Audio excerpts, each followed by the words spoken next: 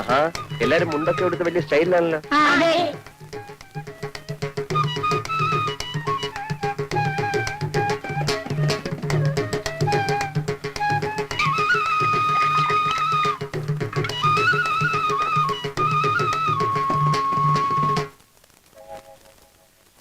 എന്താ എല്ലാരും ഇങ്ങനെ?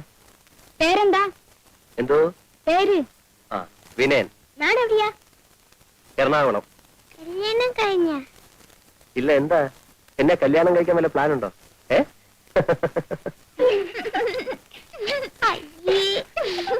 വീട് വലിയ വീടാണോ?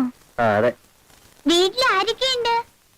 അച്ഛൻ, അമ്മ, അനിയൻ, പിന്നെ ഒരു അനിയത്തി. കാറുണ്ടോ?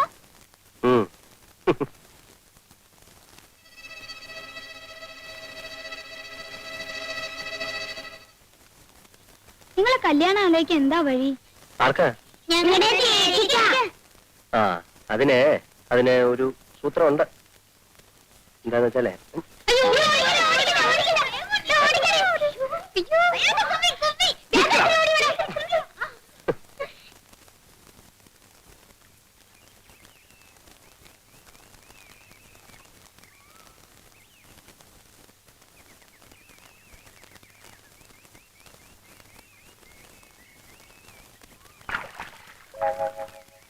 കുട്ടിപ്പട്ടാളം കൂടെ വന്നില്ലേ?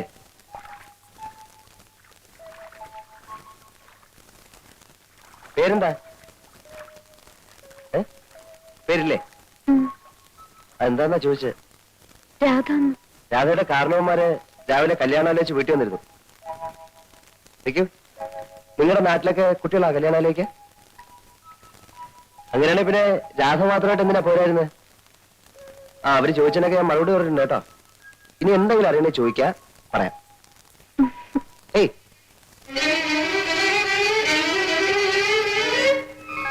കൊള്ളാം, നല്ല പെൺകുട്ടി. കല്യാണം കഴിക്കുന്നെങ്കിൽ ഇതുപോലൊരു പെണ്ണെ കഴിയും. പരിഷ്കാരത്തിന്റെ ചായം പൊള്ളാത്തും.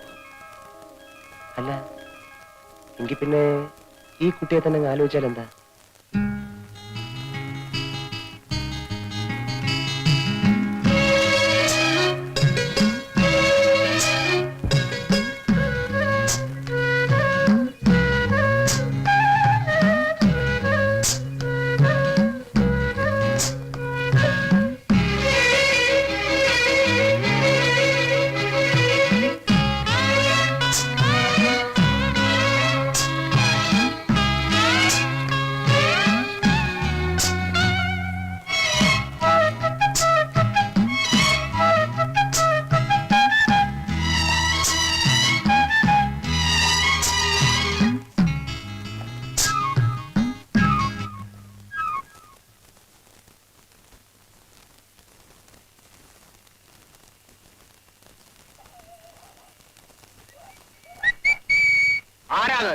പട്ടി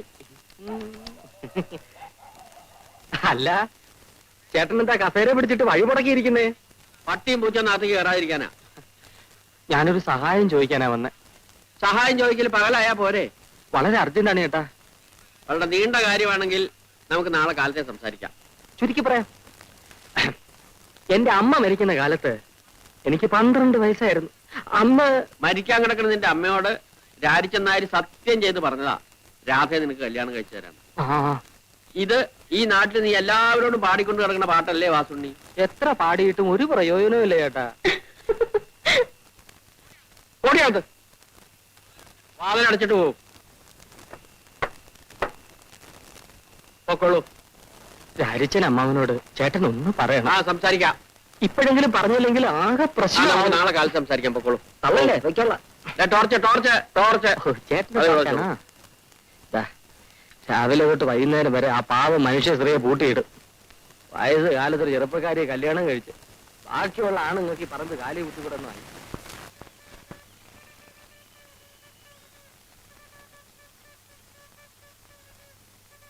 പാല്. നിങ്ങൾ തനിച്ചുള്ള? അതെ. ചേച്ചി എന്തി? ചേച്ചി വീട്ടിലുണ്ട്. എന്താ വരാത്ത? ചേച്ചിക്ക് നാണം. നാണോ? എന്തിനാ? എന്തിനാന്നും ഞങ്ങൾക്ക് അറിയില്ല. എന്നാലേ ചേച്ചിയോട് ഇങ്ങോട്ട് വരാൻ പറയോ? പറഞ്ഞാലും ചേച്ചി വരില്ല. അതെന്താ? നാണം. ഞാനേ ഒരു എഴുത്തെഴുതി തന്നാലേ അത് ചേച്ചിക്ക് കൊടുക്കൂ. കൊടുക്കാം. പോരാ. ഇയാൾക്ക് ചേച്ചിയെ കാണണമെങ്കിൽ വീട്ടിൽ വന്ന് കണ്ടൂടെ? ചെലപ്പോ ഇയാൾക്ക് ഞാനാവും. അത് ശരിയാ. ചേച്ചിയുടെ കയ്യിൽ തന്നെ കൊടുക്കണം. ആ പൊക്കോ.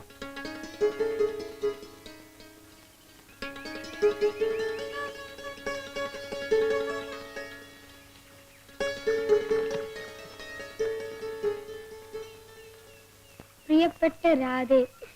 പ്രിയപ്പെട്ട രാധേന്ന് വളരെ അത്യാവശ്യമായി ഒന്ന് കാണണം, വരുമോ എന്ന് ഞാൻ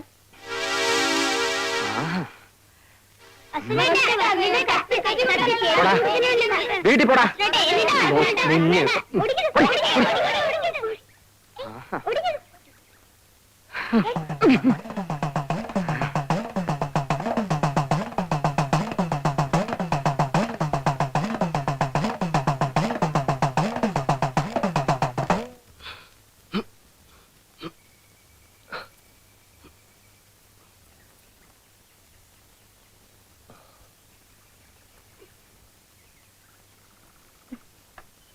ചേച്ചി, അയാള് ചേച്ചിക്ക് ഒരു കത്ത് എഴുതുന്നു. എന്നിട്ട് എവിടെ? വഴിക്ക് വെച്ച് വാസുണ്ണീട്ടും വാങ്ങിച്ചു. നിങ്ങൾ എന്തിനാ കൊടുത്തത്? കൊടുത്തതല്ല, എന്റെ തട്ടിപ്പറിച്ചതാ. തട്ടിപ്പറിക്കാൻ എന്തിനാ സമ്മതിച്ചു? വേഗം പോയി വാങ്ങിട്ട് വാ. ഇല്ല, പോടാ.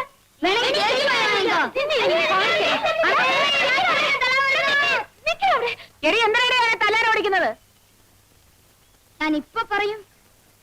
എന്താടാ? ഒന്നുമില്ലമ്മേ, ഞങ്ങള് വെറുതെ കളിച്ചതാ. കളിച്ചതല്ലമ്മേ, സുവേട്ടനെ തല്ല ഓടിച്ചതാ. എന്താ കാര്യം ഒന്ന് പറയടി. അമ്മേ, ഞാൻ പറയാം.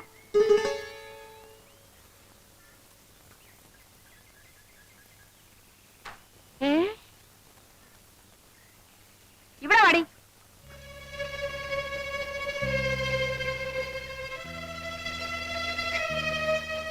എന്റെ പൊന്നു മോളെ, ഇപ്പോഴെങ്കിലും നിനക്കൊരാളെ ഇഷ്ടമായല്ലോ. വാ മോളെ.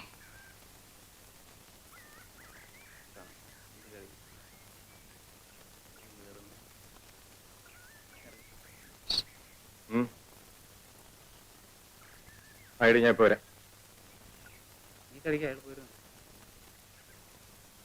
ഒരാളെ ഒന്ന് തല്ലി തരണം. അല്ല, ആളാരാ? ആളെ ഞാൻ കാണിച്ചു തരാം. പക്ഷെ കേശവൻ ചേട്ടൻ ഒറ്റയ്ക്ക് പോരാ, ആളൊത്തിരി കരുത്തനാ. ഒരു 2-3 പേരും കൂടെ വേണം. കാശ് എത്ര തരും? കാശൊക്കെ ഞാൻ തരാമെന്നേ. നമ്മളിനി അങ്ങനെ വല്ലതും ഉണ്ടോ? ഞാനില്ലേ. അതുകൊണ്ടാ കടം പറ്റില്ലെന്ന് പറഞ്ഞത്. ചേട്ടാ, എന്റെ കല്യാണം കഴിഞ്ഞിട്ട് ചേട്ടന് ആവശ്യമുള്ള പണം ഞാൻ തരാം. എന്നാ പിന്നെ കല്യാണം കഴിഞ്ഞിട്ടല്ല. അയ്യോ, അതിന് മുമ്പ് കല്യാണം. 50 രൂപ വെച്ചിട്ട് കാര്യം പറഞ്ഞാൽ മതി. 50 രൂപയ്ക്ക് ഞാൻ എവിടെ പോവും? പിന്നെ സാറേ, വാസുണ്ണിയാ? സാറേ ഓഫീസ് വിട്ട് വരികയായിരിക്കും. അതെ. ഞാൻ സാറിനെ കാണാൻ വീട്ടിലോട്ട് വരികയായിരുന്നു. എന്താ? അടിയന്തരം ഒരു 50 രൂപ കടം വേണം. എനിക്കല്ല, രാരിച്ചരമ്മാവനാ, രാധയുടെ അച്ഛന്.